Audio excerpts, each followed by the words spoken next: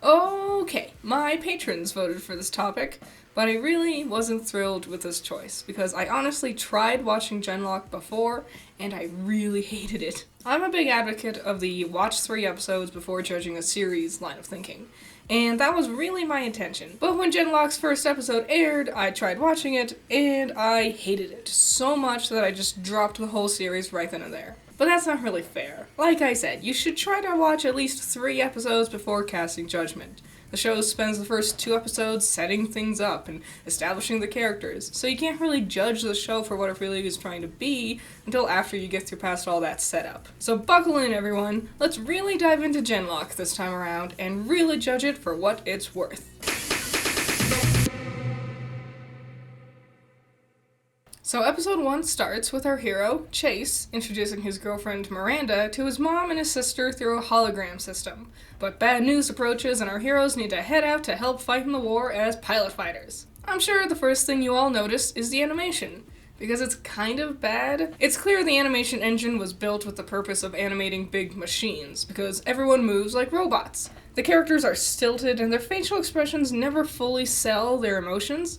After a while I got used to it, but at first, it was just so jarring and bad. For being the first scene of the whole show, this is not very impressive or entertaining. It doesn't even do a good job establishing our main characters of Chase and Miranda. If anything, it does a better job setting up Chase's mom and sister, which is pointless, because oops, they die, and we never see them again. This is just not a good way to hook your audience.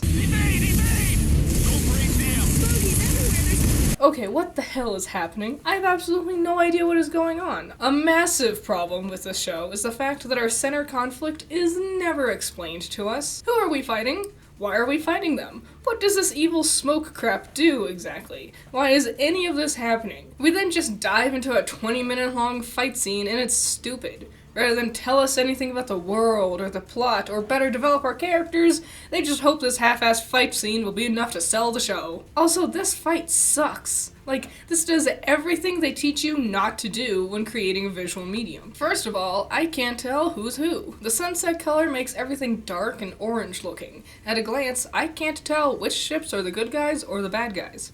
Also, I can't tell which ship belongs to which character. Is this Chase's ship? Is it his captain's? I don't know. It all just makes the whole scene tensionless. Not to mention, we didn't really get a good scene to set up any of our characters.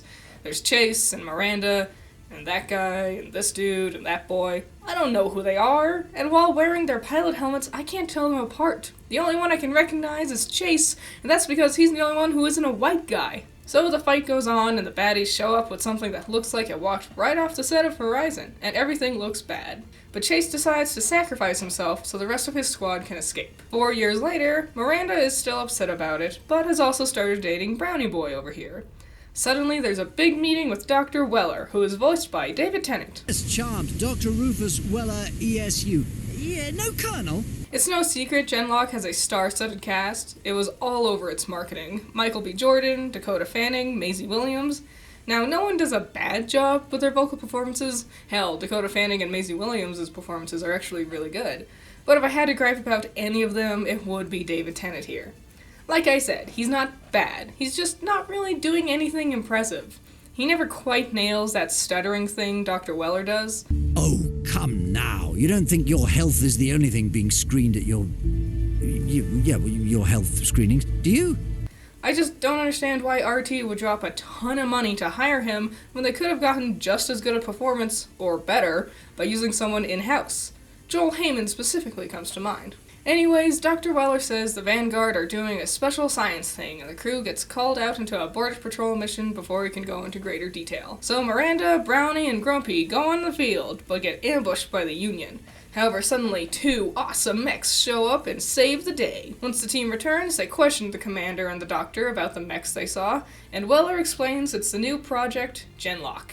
The 2 pilots he has are his right hand, Yaz, and, to the surprise of everyone else, Chase. So this is where episode 1 ended, and it's so bad. It's boring and absolutely nothing gets explained. We spend so little time with the characters that I don't care about any of them. Why did we waste so much screen time on a shitty fight that doesn't even tell us anything about the characters and doesn't even show off the cool mechs you're advertising? Hell, 4 of our main characters aren't even introduced to us yet.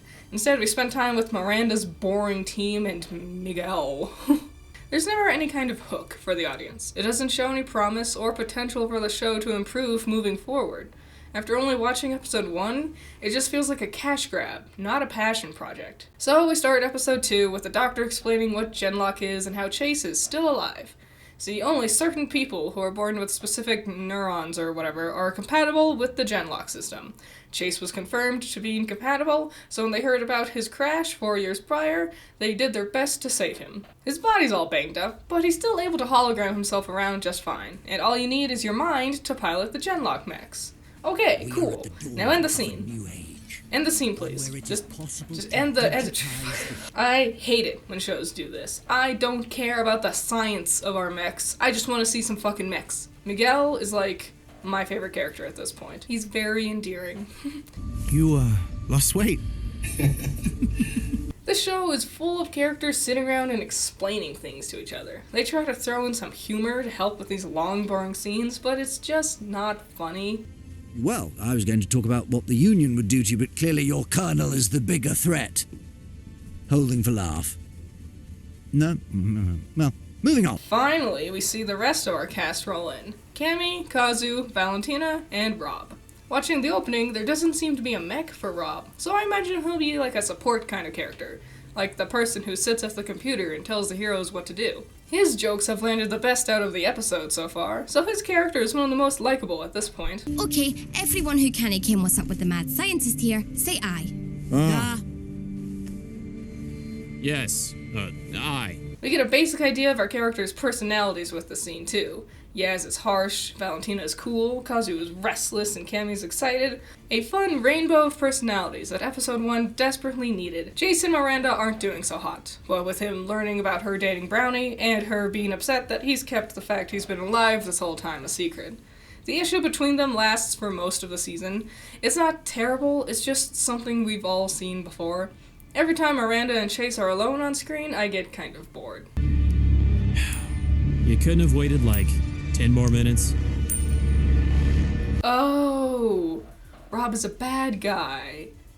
Oops. I honestly wasn't expecting this. The opening didn't seem to portray him as anything sinister, and the fact his character has been generally funny and likable up to this point convinced me of his facade. Good job. This hand-to-hand fight is way more exciting than the fights from episode 1. It helps that I've gotten to know these characters better, so I'm invested in who's winning or not. Also, it's just a lot smoother and well-thought-out choreography. Rob gets the doctor hostage and demands to be put into a Genlock mech. Chase finds out and inserts himself into his own mech, ready to fight Rob once he's inside the Genlock. This is a really great scene. It's tense, and I was on the edge of my seat wondering how the mech fight would pan out. On top of that, the commander and doctor remind the audience that even if he gets into the mech, his body would still be left behind. There's so many different ways this encounter can go. What'll happen? Oh, shit. Now there's some stakes to the show. This shows us the science isn't completed yet, and there's still a lot of work left with the Genlock project. And it can't just be handed out to anyone. If you're not born with the genes that make you compatible with Genlock, then that's it for you. Episode 3 starts and the crew is rightfully a little upset. They just watched a dude's face explode and now they're being asked to crawl into the same machine that turned him inside out. Cammy loses the not it game and takes her first step into her new body.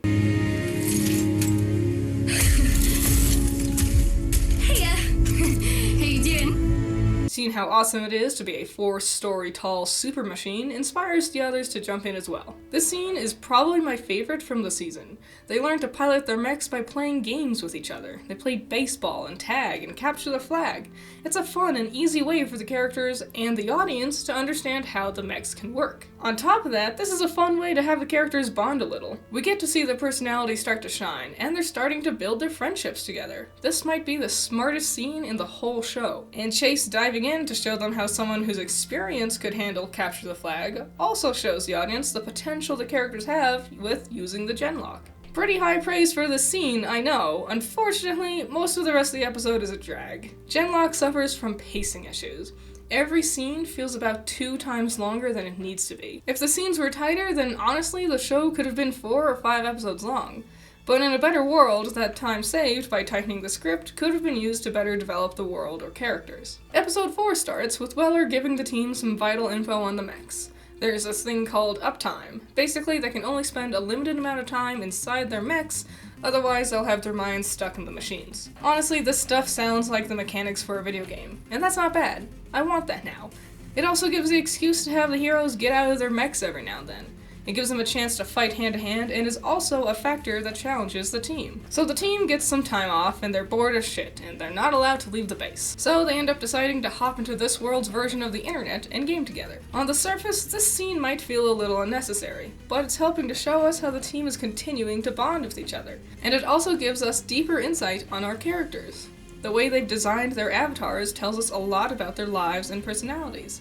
Cammy's a cute little bunny thing. She's still young, and she's cute and small, and that's why she's struggling so much with piloting the Genlock's mechs. She's used to being on short legs. Yaz wears a hijab, showing us she has a sense of tradition and maybe even a religious sense. Kazu has a biker aesthetic, showing us he has his rebellious side, and Valentina appears as a man, showing us that she's gender fluid. These aspects of their characters aren't necessary to know story-wise per se, but they help to flesh them out. This is the first scene of the series that doesn't move the plot forward at all, and we get to use this time to help our characters grow. My biggest regret is how Chase's design is so plain that it doesn't really tell us much of his character that we don't already know, but that's also sort of the point. He's simple, streamlined, and wears his heart on his sleeve. And these aspects of their characters gets reflected in their final mech designs. Yaz is designed after the Huma bird from Iranian legends. Cammy's is shorter than everyone else's. Chase's is simple and streamlined. Kazu has this punk rock bull horns. And while Valentina's mostly depicts her female style, while inside the machines, her appearance is that of her male style. Another really great scene. This is a great example of how to develop your characters. Fancy warriors who go monster hunting. Okay. This is cute.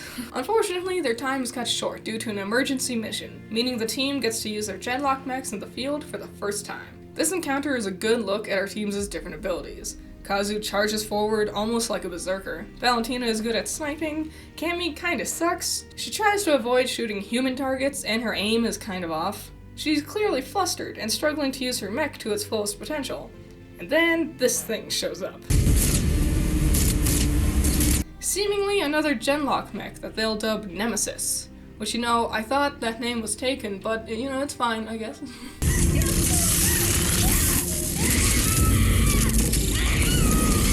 Alright, so this is crazy. Cammy is seeing the world as if her head is actually getting ripped off, and her horrified screams put this sense of danger and dread in me. Yes, the upside is they don't really feel the pain, but this is still a lot for someone to cope with. Nemesis's upgraded arms and body seem to be too much for Cammy, and it looks like they'll be able to rip out Cammy's mech heart. Fortunately, the others show up just in time and fight him off. Cammy, listen to me. I've opened a port to my optical sensors. I'm sharing my eyes with you. It worked! Mindshare worked! This mindshare thing is important. I wish it was established to us with a visual aid, but this line will have to do. Next episode starts and Cammy is still clearly dealing with what she went through last time. I like this. We're developing more characters than just Chase. Chase is primarily our main focus, but setting time aside to have our other main characters develop is important too. All of the team develops a little bit, but Cammy does get some extra focus, and I like that. If we try to have every character go through something big and important, then the story would be bloated, giving each character a fraction of screen time they really deserve, just to make everyone get to do something kind of impressive. And it makes sense that we would focus on Cammy. She's young and inexperienced. All the others have had some sort of military training or combat training, but she hasn't. She's clearly struggling to keep up with the others, and it makes sense we would dedicate some time developing her in this aspect. It makes me hope the following seasons would focus on the other crew members a lot more, like how we have with Cammy this time. So yes, Cammy is struggling with her regimen, and honestly it makes sense. Not only because she's not formally trained for combat, but also because the default Genlock mechs don't complement her fighting style.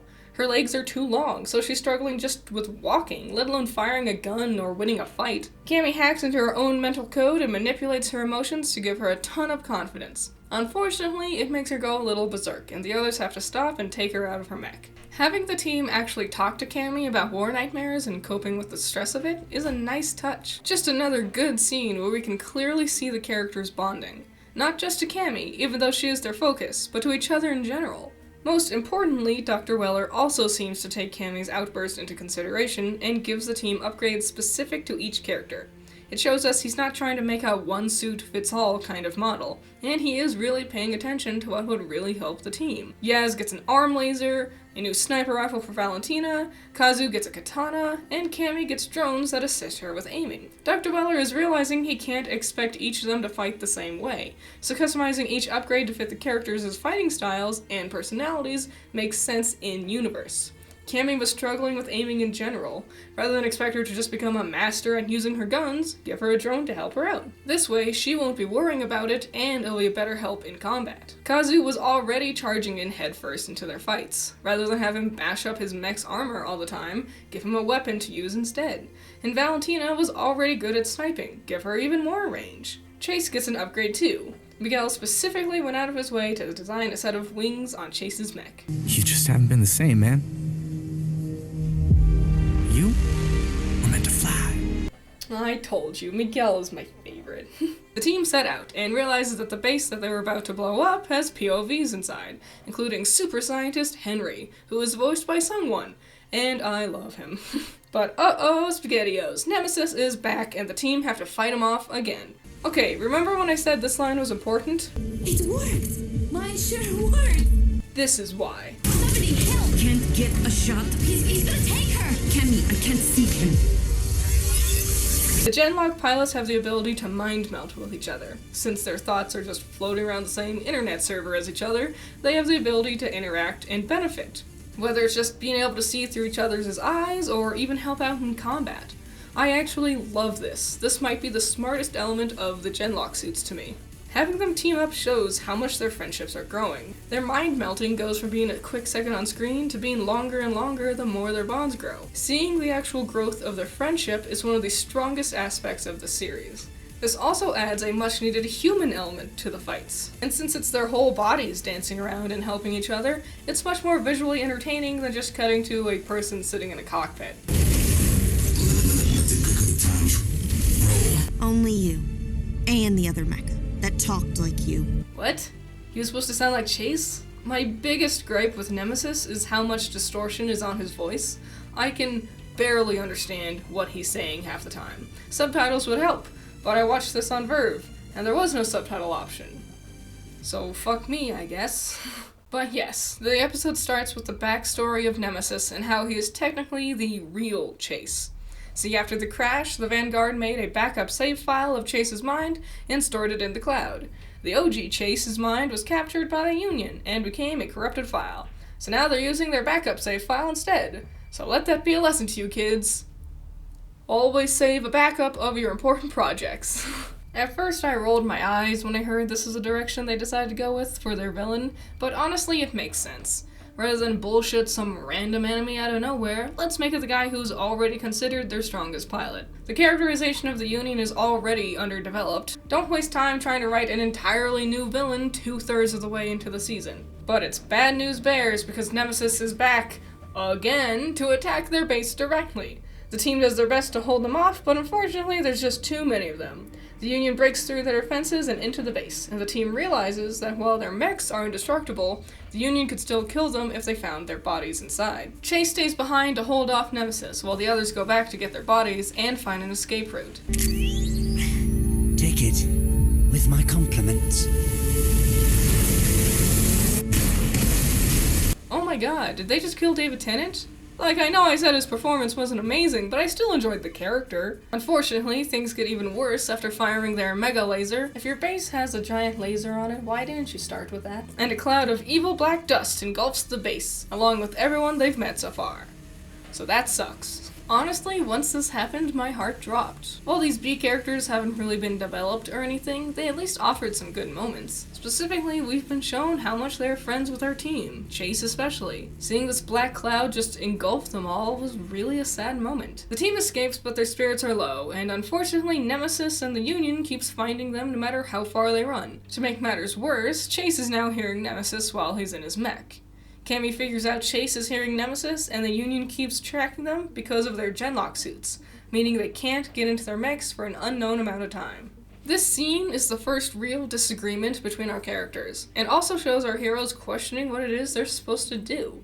Keep working towards the genlock program, or abandon the project as a whole. Having our characters realistically look at their situations and even questioning the path they're taking is really good to have in your show. It's called the darkness of the heart. It's the point in the story where the heroes lose and they're real sad. I'm giving so much praise for this scene because Roosterteeth tend to skip over this element in their stories. Omega protocols in effect. Julian Chase code phrase required. Yeah.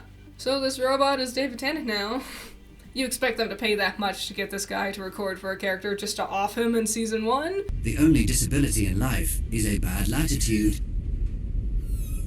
Holding for laugh. So Robot Dude tells our team of the place they were planning on going after they finished their genlock training, and with newfound hope, the team heads off. Upon arriving, they meet back up with Henry! Hell yeah! Oh yeah, and Weller's ex-wife, but whatever. Henry! No, but seriously, Dr. Jha and this dude, Mark, I guess, agree to help the team fix their mechs, not without some shade being thrown. Cameron McLeod, Scottish activist. Ida Kazu, Japanese SDF washout. Valentina Romanza, shall we say societal pressures. Yazaman Madrani, he was responsible for outing her parents as intellectuals. Not least is Julian Chase, Battle of New York, where his mother and sister were also lost. I'm calling it now. Mark over here has future bad guy written all over him. But finally, the team gets to customize their mechs to look wholly unique like how they are in the opening. I can't lie, I really like these designs. Everything we've been developing about our characters are reflected in these designs, and I love it. In so many mech shows, I think they design the mech just for aesthetic purposes, regardless of who's piloting it. Having the genlock mech so specific for the cast is endearing and awesome. Hello? Cammy? Vegas! Oh my god, Miguel is alive? Yeah, everyone from the base is still alive. Except for Dr. Weller. Yeah, he's dead. I like this decision. Not just because I was upset at the idea of all of them dying, but also because it's probably a bad idea to scrub out 60% of the established characters in Season 1. Miguel informs the team Nemesis is in Chicago, so they rush over to stop him once and for all. Nemesis now has even more upgrades, and he can heal himself too. Oh, shit sauce. The team wants to Mega Mind melt against him, but due to all their fancy new upgrades, they're all reaching their uptime, meaning they've got to get back to their bodies. Chase decides to stay, meaning he's going to be stuck inside of his mech, and he can't return to his human body. He's like a ghost in the shell of a machine. A ghost in the shell. Chase is trying to hold off Nemesis, now seeing him inside their mind melt mode too, but suddenly he gets help from the others from the base. Miranda's there, and distracts Nemesis, and oh my god, it's a new genlock user! Who could it be? Leon? How? It's Leon! Leon. Who the fuck is Leon? Yeah, remember Grumpy? The guy I mentioned once in the beginning of this review? He's apparently genlock compatible too. Fucking why? He's gotten literally the least amount of characterization out of the entire cast. Every other character would make more sense. Miguel and Henry know the technology. Miranda and Brownie have character connections to Chase that would make it personal. Jha and Mark built the technology with Weller. Why did the most tertiary character get a mech? Well, I don't want to throw around accusations, but I couldn't help but notice that Grumpy is voiced by Grey Haddock. You know, the guy who created the show. It's just a little eyebrow raising is all. Anyways, it works, and the team cools off their uptime and rejoins the fight at full power. The whole team is able to mind melt and kicks Nemesis' ass. Downside, Nemesis implies that the Union made more copies of him, but upside, they won the fight! Yay! Why ain't he waking up? Med scan's working. He sustained a lot of damage. He may be in a coma. He may not be in there at all.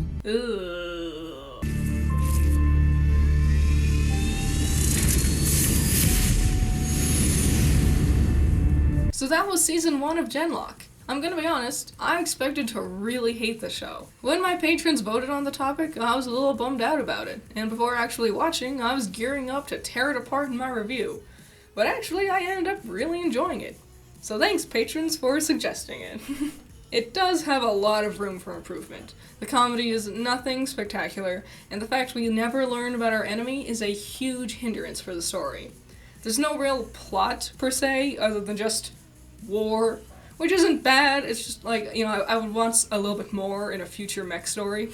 But the real saving grace for the show is the cast. I found myself quickly entertained by all of our main characters, and even a good amount of our side characters won me over.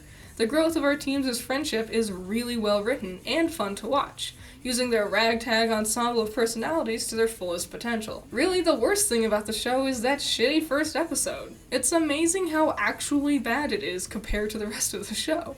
It feels more like a 30-minute long trailer, like it only exists to have characters say one-liners that'll sound edgy in the commercials they play leading up to the premiere. But for being one long trailer, it doesn't really do a good job selling the show. It's the only episode available for non-first members to watch on Roosterteeth's site. However, I doubt it would convince anyone to get the membership based on its quality. It's slow, it's boring, it's ugly, and they really could have fixed it easily. Mix episodes 1 and 2 together and boom, problem solved.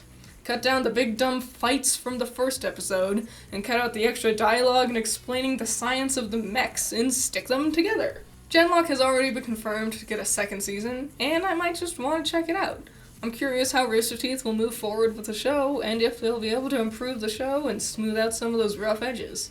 I guess we'll just have to wait and see. Special shout out to my $10 patrons, Drunkan, James Dodds, and Cool Duck. You guys are awesome. Alrighty, thank you for watching that video. I had a lot of fun with this channel. I thought I was gonna hate it. Yeah, as I said, my patrons voted for this topic. If you want to vote for an upcoming video topic, you can become a patron. Any tier will have you get the option to vote, which is awesome. But there's a lot of other cool things you can get if you get other tiers, like see episodes a day early, say an early clip of an upcoming episode. See, you could get like stickers and stuff. It's all really, really cool. So yeah, lots of cool fun things to see. Go ahead and check it out. And yeah, I want to hear your thoughts and comments on Genlock. Did you watch it? What did you think about it? I know the animation's weird. I know, I'm expecting a lot of comments about the animation. But yeah, I want to know your thoughts. Are you excited for season 2? Did you hate it? Why did you hate it, if you did? Any and all thoughts, I want to see them in the comments below. And I'll see you in the next one. Bye-bye.